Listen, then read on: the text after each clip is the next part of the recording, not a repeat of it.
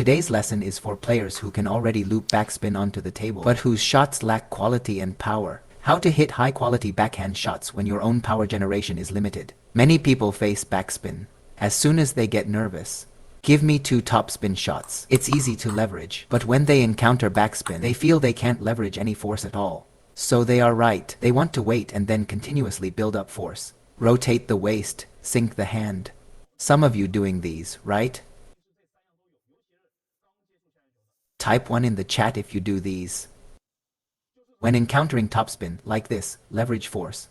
When encountering topspin, blindly building up force, bend the knees, backswing, then rotate the waist. Loop backspin isn't that complicated. It's pretty much the same principle as receiving deep long balls we talked about yesterday. Today we'll talk about this shortcut. Why do you find even Lin Yunju? You serve a short one to me. Even if someone pushes like that. When Lin Yunju is in good form, can't he attack it? Especially these years as he's grown a bit stronger. So his backhand can basically attack that backspin. Like when he was younger. And he doesn't use the waist rotation to generate power like everyone says. Why is that? Today I want to break a preconceived notion you might have. Everyone must remember this, including some female players I taught before. For example, there was one female player in the Guangdong Provincial National Championships, the selection for the 32-39 age group champion. She didn't understand backhand looping backspin at first. First, for topspin, use this racket angle. What is the second key point? You don't need to treat it as an extremely heavy backspin ball. That means whenever you see a backspin ball when you're practicing, you must remember this, especially for children. Kids are already short. If you sink all the way to the ground, you're not like an adult. You're not like Coach Sun. I can play however I want. So what's the key point? First, let me demonstrate. Make it spinny. You might not see the details right now. For all our backspin shots, especially when just learning backspin, it's really about finding the right contact point. Which point to find? For looping backspin, you don't have to loop it at the descending point. How do we loop it at the rising phase? So this depends on the position of your hand.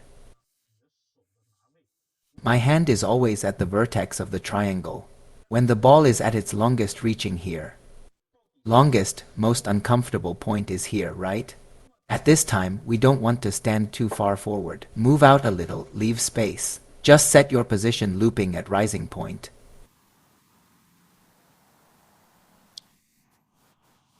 Especially for children. When the ball comes, I directly attack the rising point. It's the most important point I just mentioned. Your entire consciousness. First, I won't focus on the center of gravity. Whatever, it doesn't matter. Your hand must make contact with the ball above the table. This ensures the ball doesn't dip down. Because once the ball bounces to positions 1, 2, 3, by here it's already very close to the body.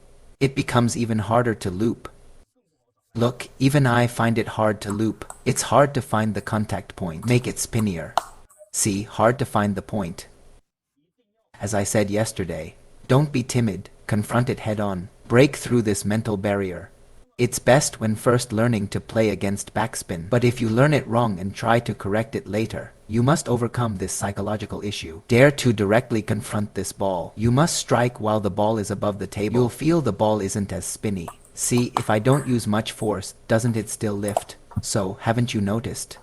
Liu Xuan is around 1.6 meters tall, Olympic champion. Why does she lift it so effortlessly, right? She uses exactly this technique. The first 3 strokes, including Li Yunju, relatively speaking, among professionals, they are the less powerful. So why are they basically not afraid of this ball? This ball is an opportunity for them, not a weakness at all. Why? Because they contact it above the table. Now, if you prefer watching Zhang Jiake, Fan Zhendong is different. They have good physical fitness. I can wait a bit longer. I can do this, no problem. But let's be more practical. Make it spinnier. Be practical. Loop above the table. So, regarding the power, All I need to do is fully twist my wrist inward. Then squat down slightly with the center of gravity. Just low center of gravity. Lift with the wrist. It does require an instant grip on the racket. Look, the 5 fingers. Relax, grip. Just need to do this. No need to move the forearm. Rotate the waist and pull the arm back. Relax the grip, see? Set it to this point. If she pushes it even shorter, it's basically an opportunity. Right? So I just set it here. I always loop above the table. See? My movement isn't big, right? Brothers, you can see on the video. Grip, see? Grip. Now, if a kid still lacks power on the backhand side, we add a bit of clever force. Just like returning the long serve. Stand a bit more sideways. Right leg slightly forward. Grip. Grip. Let me tell you, especially against opponents with good backspin pushes, they desperately want you to backswing. They desperately want you to wait for shots. What they desperately want is you loop a high one. Slow it down, right? They desperately want you to be in this state after they push long. They desperately want you to do this. But what are they afraid of? They're definitely afraid of this kind of ball. Backspin. What's the use if you loop with more spin? You loop with spin. To be honest, we always watched Mullins' matches.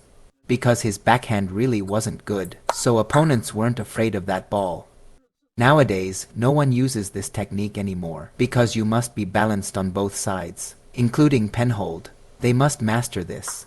Which national team penhold player doesn't need to master this? The ones you see, like Wu Yangken, aren't they all above the table? Actually, for professional players, once you grasp this point, especially for amateur players, once you guys grasp this point, you won't be afraid of backspin anymore. Actually, the point I'm clarifying today.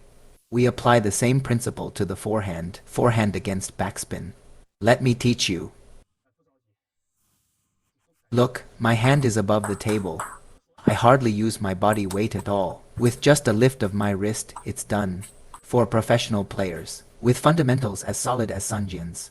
How simple a powerful loop is. If I'm talking about a slow loop, see, my hand stays over the table. Then I loop at the rising point. Shift my weight and drive through. See that? Penhold. See? Weight shifts forward. I can brush even close to the table.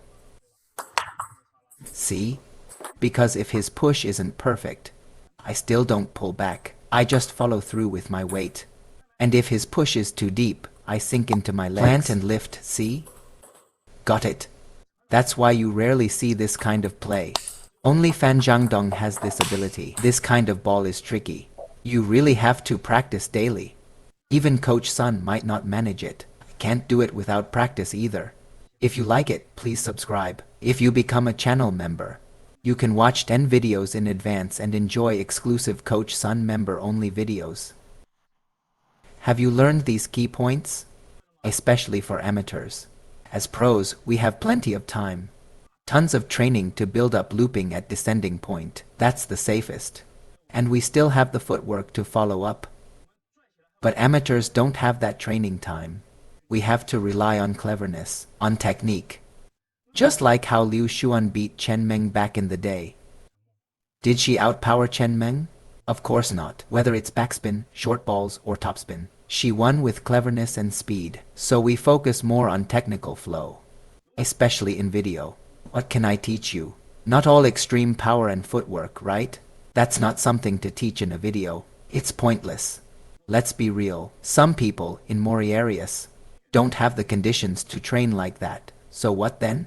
We have to be more practical. Our national table tennis team can train 4 times a day, practicing for 8 hours. When Lin Yunru trained with me, it was for 5 hours a day. We could only focus on technique. His ceiling isn't as high as that of our world champions. Wouldn't it be great to be like Lin Yunju? I think that's a brilliant life, don't you agree?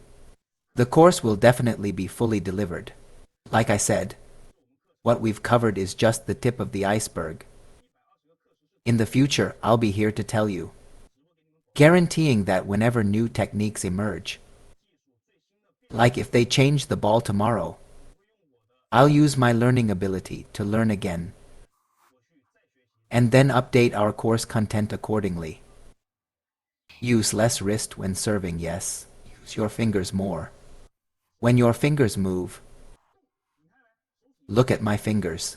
See how I extend my fingers? See, if I only use my wrist, it's awkward.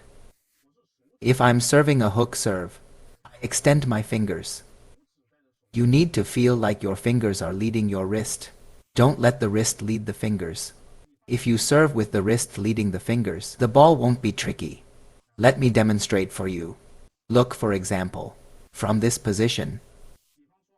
The most comfortable way for me to serve is with the fingers leading the wrist. Right? Fingers lead the wrist. Isn't this ball very spinny?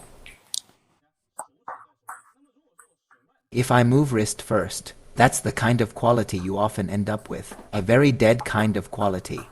The ball goes over stiff and hard. It's the kind of artistic serve you often see. See, it doesn't have this feeling. So the wrist is driven by inertia. Don't actively use force. Got it? Telling you to play the ball on the descent. You're behind. I basically didn't use myself as an example, right? I talked about Liu Shuan and Lin Yunju. You can go watch the two of them. See how they loop against backspin balls? If it differs from what I said, I'll give you a full refund. I'll compensate you with a few rackets. You know? Then think about it. Liu Shuan's physical fitness. Is it as good as Europeans? No, right? Take Lin Yunju, for example. Lin Yunru vs Darko. Lin Yunru beat Darko, right? Playing against Europeans, he also beat Bowl. His power isn't greater than theirs. He relies on playing above the table, making shots above the table.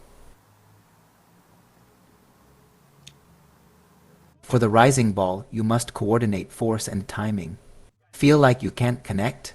If you feel you can't connect, meaning regardless of whether it floats or not, look. See, this is what you call a floaty ball. But actually, regardless of the opponent, it will still have certain points. Right? 4 points. It still has them. It's just high or low. You mentioned floaty. For example, this ball doesn't float. See, it has clear points 1, 2, 3, 4, right? It's 1, 2, 3, 4, right? Float ball also has many points. It's also 1, 2, 3, 4. It's just that the amplitude is different. There's no special technique for it. You can only rely on what I just said. Improve the sensitivity of your footwork and the duration of tracking the ball. Build muscle memory. Form conditioned reflexes. Then you can solve these problems. For example, are floaty balls useful for me? Useful for high-level players? No, because we practice this sensitivity every day. I mean, just look, this is in place. See? It's like having no run-up. Dropped from this height, it can still bounce this many times. Basically, for any ball, there is a proper contact point. The problem of not reaching the point is basically your footwork problem. For a floaty ball, the simplest thing is, at which point does it start to float? Floaty balls start floating from the highest point, especially the early rising phase. The ball hasn't started floating yet, but you can judge if the ball is long or short. For example, is it a longer floaty ball or a shorter floaty ball? You can only rely on your legs to find the right position. Table tennis requires mastering many complex techniques. For most players, even reaching an advanced amateur level takes years. More importantly, it's very hard to learn on your own. You need at least a practice partner, and hiring a coach long-term can be very expensive. Practicing single ball drills with friends is not enough. Many skills require multiple training. That's why I recommend this ball. Advantage 1: outstanding value. From design to sales channels, everything is simplified to cut costs while extending durability, fully meeting the needs of most beginner and intermediate players for multiple training. Advantage 2: extra low ball outlet. It can deliver short balls and half-long balls that barely clear the net, simulating real match conditions. Most bots under $500 cannot do this. Advantage 3 Ultra Portable. Weighing just 1.3 kilogram, it's very easy to use. Simple knobs, control spin and placement. If you're interested, check out our channel's store link below the video. If shipping to your region isn't supported, just leave us a message through the store's email. See if we can mail it to you.